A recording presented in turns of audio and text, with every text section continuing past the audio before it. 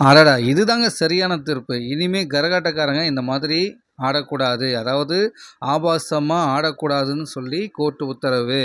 அதுக்கு மேற்பட்டு நீங்க ஆடுனீங்கன்னா, அந்தந்த மாவட்டத்தில உள்ள காவல்துறை கண்டிப்பா நடவடிக்கை எடுக்கணும் அப்படின்னு சொல்லி உத்தரவு விட்டுருக்காங்க. ஒரு காலத்தில கரகாட்ட கலைஞர்கள்லாம் வேற மாதிரி ஆடிட்டு இருந்தாங்க. அதாவது இன்னும் பார்க்கலாமா அப்படின்ற அளவுக்கு இருந்தது.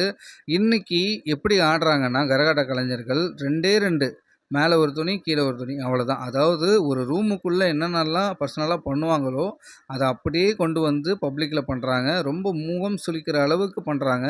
இத பார்க்குற பசங்கள்லாம் என்ன நினைக்கும் சொல்லுங்க?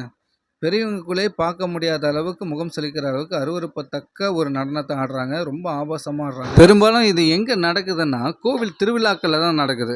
அங்க பக்தியா வரவங்க இத பார்த்தவொன்னே முகம் சுளிக்கிற அளவுக்கு பண்ணிர்றாங்க. கோவில்ல இந்த மாதிரி ஆபாசமா நடனம் ஆடுறது தவறா? தவறில்லையா? நீங்களே சொல்லுங்க.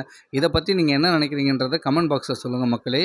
கரகாட்ட கலைஞர்கள் இந்த மாரி ஆடுறத தவிர்க்கணும். இல்லன்னா தடை பண்ணணும். 2த்துல எதுன்னு நீங்களே சொல்லுங்க.